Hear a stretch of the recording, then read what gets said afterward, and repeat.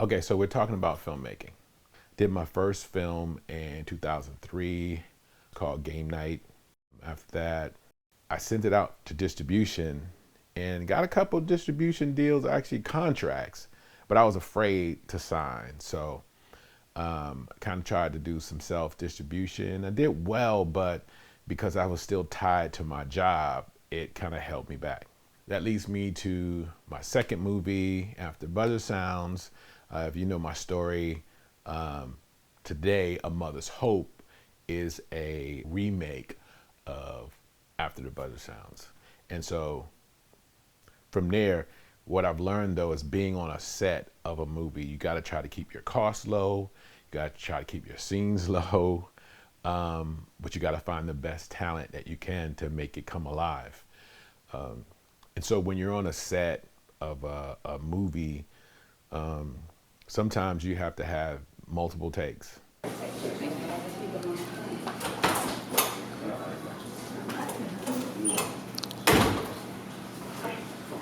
So you basically have to set it up, you're looking through the camera, and this is when you're wearing multiple hats. So you want to try to get out of wearing multiple hats as much as possible, because as a director, you can let things slide. You're doing locations and you're trying to go from place to place and make sure everybody's there, and then you got to make sure everybody learns their lines, and so you have a script supervisor to make sure everybody gets their lines down before they come in front of the camera. One of the things that I also like to do, I need to make sure everybody is consistent, everybody looks good. So always hire a makeup artist. Yes, make sure the women and men have makeup on that is appealing to the camera, because you want to get the best shots you can possibly get. With A Mother's Hope, we shot in a couple of different schools. I had to rent out gymnasiums to do the basketball scenes inside the gym. I had to make sure I had my insurance to make sure that facilities and as well as myself was covered, because some facilities want an insurance policy before they let you come in if they give you permission to shoot in their facilities.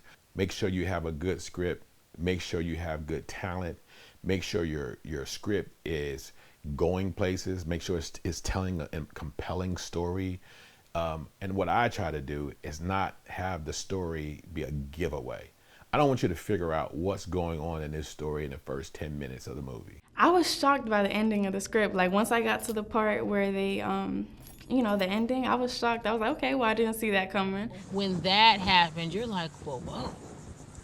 And also when that happened, it keeps the interest of those who are watching, because then you're like, well, where does the director go from here? Because most movies you can kind of like put stuff together and say, oh, okay, I see where this is going. He's going to do this, she's going to do that, and it's going to end and they come together. Don't you understand? Stop it. No, you stop it. Can we do that again? You want twists and turns. You want things to continue to drive people there. A system that I use when I'm writing a movie, when I'm writing scripts, I use what we call a 9-box. And that is basically an outline format, something that we'll talk about in another tape. But yeah, that helps me as well as my team to create plot points, driving forces, a conclusion, all these dynamics in a movie to continue to have people continue to watch. And one of the things we do, if you're in Act 1 and you get to the box 3 of Act 1, you should always ask yourself, if I was a viewer, why would I still be watching this movie? And if you think your movie is boring at that point, you need to go back to Act 1, maybe box 2, and try to create something that will pick up your viewers and continue to drive them through your whole movie. Maybe you have it in box 1. Like I said, that's something we'll talk about at another time.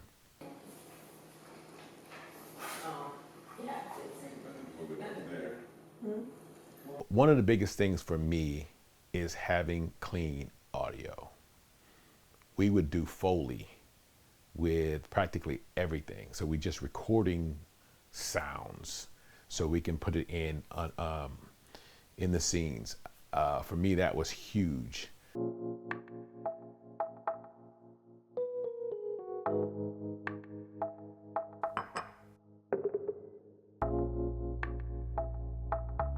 Morning, Mom. Good morning. Good morning. How are you? I'm fine.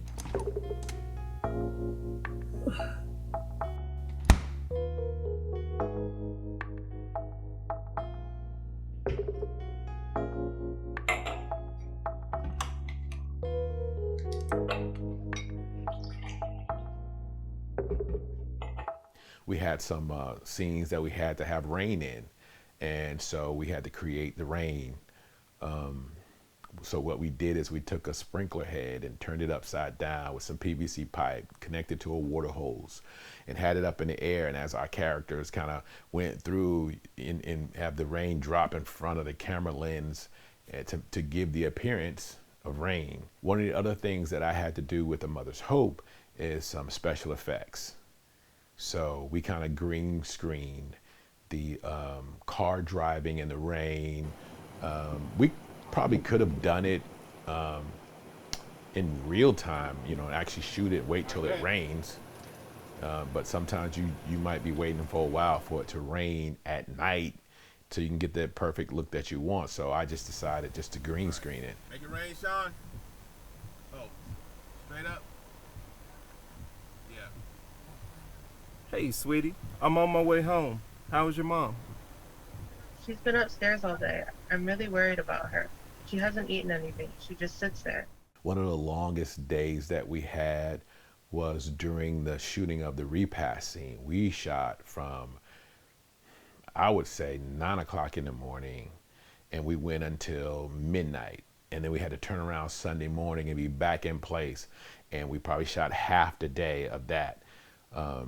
The same scenes, coordinating the colors, coordinating the outfits, and make sure everything was the same. We never know why God does things, but we have to realize that He knows best. You saying that God took my baby away from me?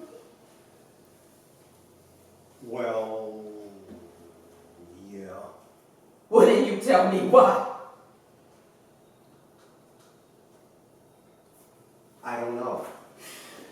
Uncle Richie, God didn't take Jake. Another man's actions did. We all make mistakes. Oh. That was good. No, that's good. That's good. We would just go from scene to scene. You got to bundle the scenes that are similar or in that same location. You got to do those back to back. Make sure your cast is there. So you have a crew call. So everybody has to show up at certain times. If people need to get into makeup, they go into makeup. And then, you light your scene and you got to get people in front of the camera. And while they're doing makeup, you may have your script supervisor going over their lines. Then you're blocking out the scenes. Okay, here's what we're going to do. And sometimes I have done dry runs, meaning, okay, we would practice it. And we're rolling. Scene 24, take 1.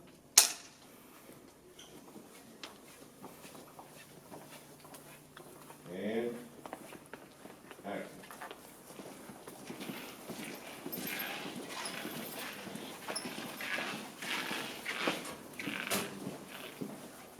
All right, cut right there. So that's probably where y'all gonna end up.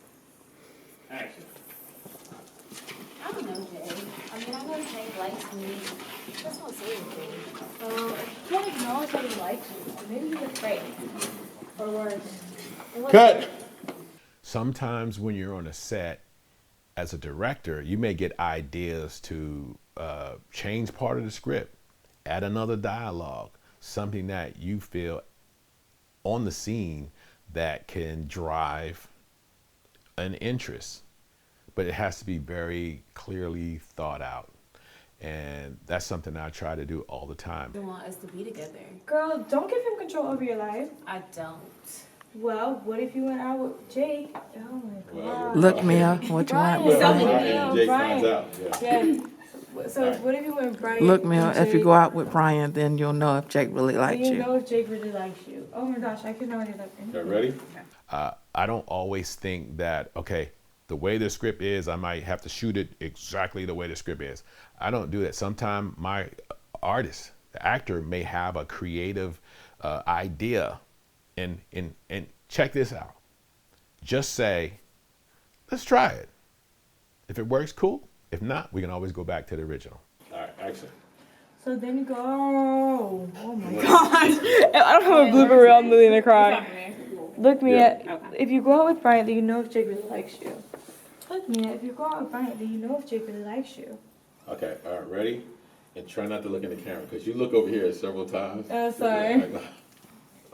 And action. Some things that happen in A Mother's Hope, a few things just was off the cuff.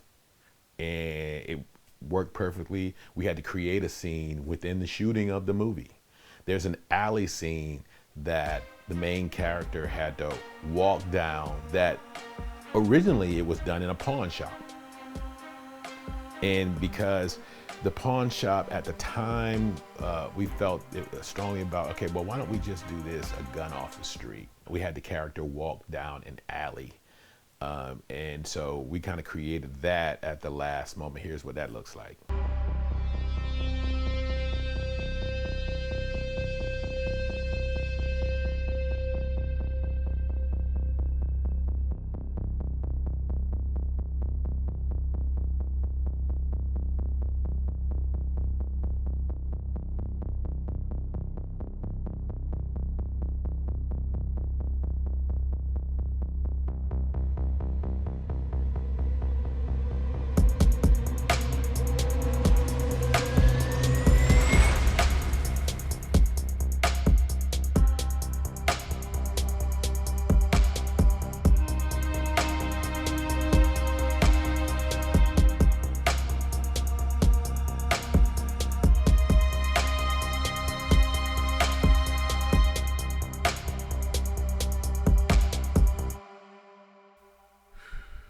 So sometimes in directing a movie, there may not be no absolutes. Sometimes you got to get between the people and say, hey, we need more.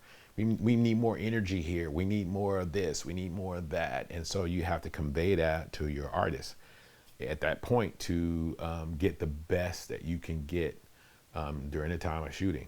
I can move around like out of the thing, out of the scenes I'm at quick. Oh, don't worry about that. You just do you. Okay. If you get in the way sometimes, that's fine.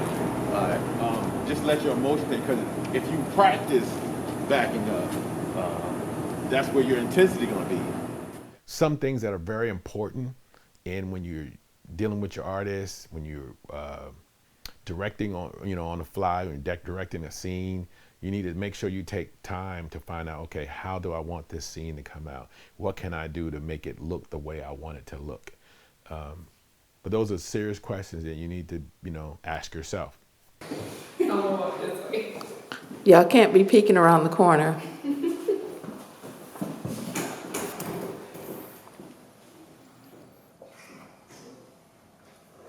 And action.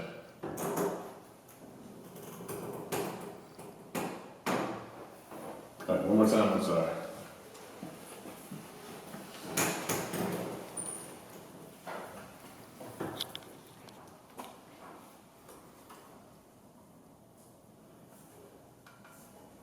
And action.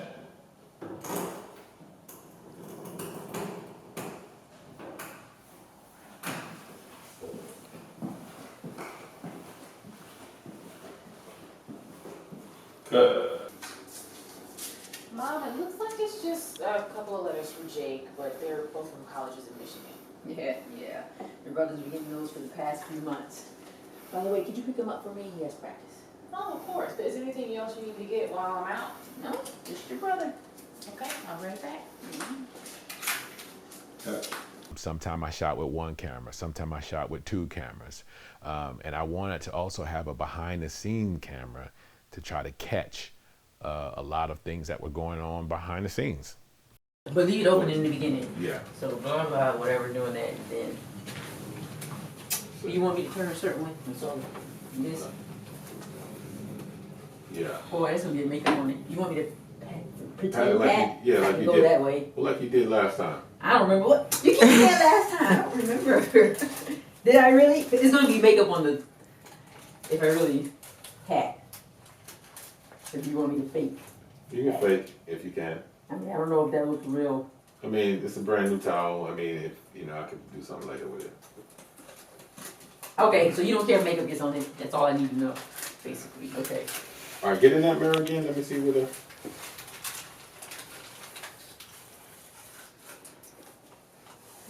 Get out. Yeah, you can back up right there.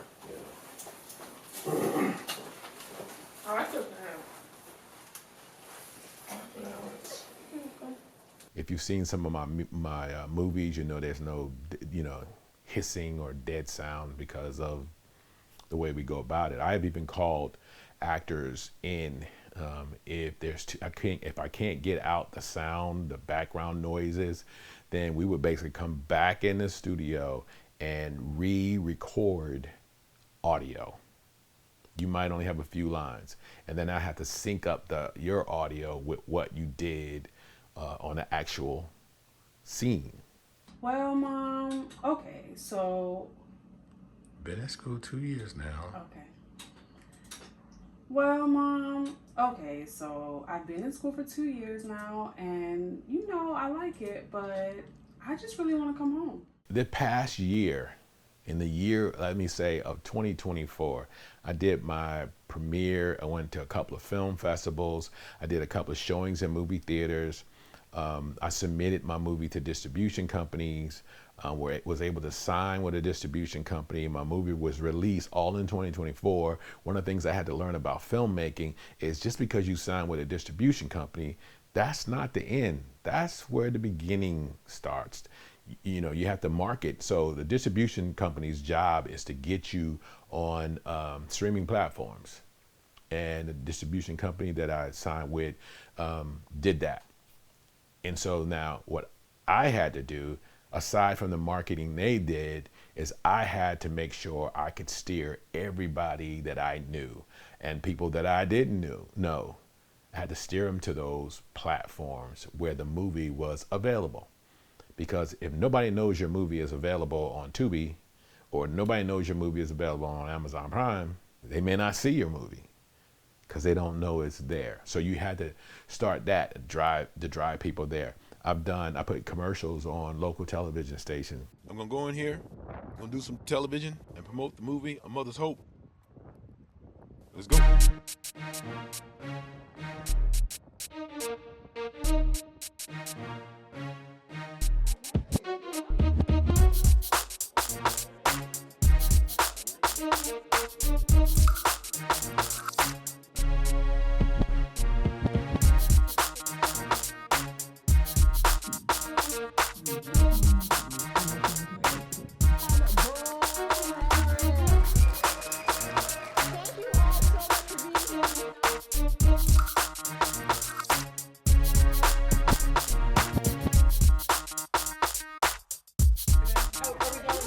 Bo Harris, waiting to go on First Coast Living. I remember this. I might need to take off my chain.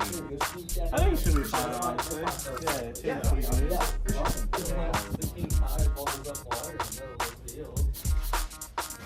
Yeah, do you have a card for this one? 712, 15, 19. Are these all on prompter? No, just give me a pen. Yeah. Welcome back. Today we have local filmmaker Bo Harris on the show to talk about his movie A Mother's Hope. I developed these cards that my friends would ask me, yeah, well, where's your movie? And so you would try to explain it to them. The name of the movie is called A Mother's Hope, and it's on Amazon Prime, Google Play, it's on Tubi, it's on YouTube TV. And then they would get home and they would not remember. So you see them the next time, hey, what you thought about the movie? Oh, you didn't get a chance to see it. We forgot what's the name of it again? And so I had these cards that I could just, oh, here's a card. Here's the name of the movie, called Mother's Hope. You can see it on, like it says on the card, Amazon Prime, Tubi. You can see it on Google Play. You can see it on YouTube TV. So you got to come up with whatever kind of ideas you can to drive people to those platforms where your movie is being shown. I just really want to come home.